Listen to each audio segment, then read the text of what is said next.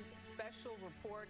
I'm Jericka Duncan in New York. The 39th president of the United States, Jimmy Carter, has died. He was 100 years old.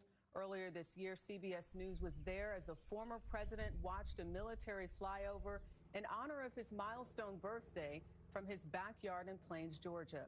While Mr. Carter served only one term, many people remember the former president for the things he did after he left the White House. Jimmy Carter transformed the role of ex-president and became a fierce defender of human rights. All the while, he maintained a strong commitment to faith, family, and his Southern roots. Nora O'Donnell looks back at the life and times of the man from Plains. My name is Jimmy Carter, and I'm running for president.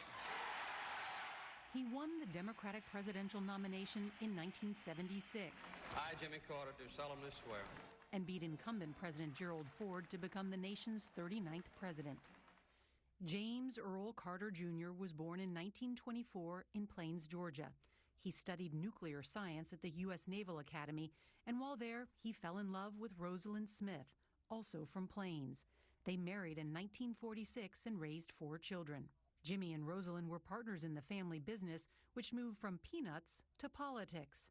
Mr. Carter served 2 terms in the Georgia State Senate and in 1970 was elected governor. Perhaps his greatest achievement came in 1978, the historic peace treaty between Israel and Egypt, known as the Camp David Accords. But on November 4th, 1979, Iranian militants stormed the U.S. Embassy in Tehran, taking 52 American hostages. A year later, with Americans still held hostage overseas and inflation soaring at home, Jimmy Carter lost his re-election bid in a landslide to Ronald Reagan. Carter went on to have greater success in his post-presidency.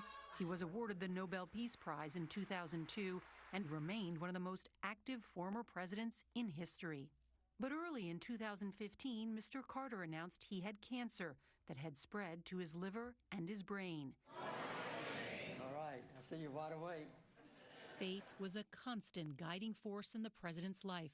And during this time, he continued to teach his weekly Sunday school lesson. I intend to keep on teaching here at Maranatha as long as I'm able. Later that same year, he announced he was cancer-free. He talked about it with us in 2018. I was prepared to go, but things turned out for the better. In October, surrounded by family and friends, Mr. Carter had his 100th birthday party in the backyard of his home in Plains, Georgia. Absent from celebration was his beloved wife, Rosalind, who passed away at the age of 96 almost a year earlier. The pair were the longest married first couple in American history. Mr. Carter reflected on their life together in the CBS Mornings series, Note to Self. One of your greatest sources of happiness will be your wife, Rosalind, and the growing family that will be coming. Stay close to all of them. Bring them together whenever possible, and provide them the same help and support that your own parents gave to you.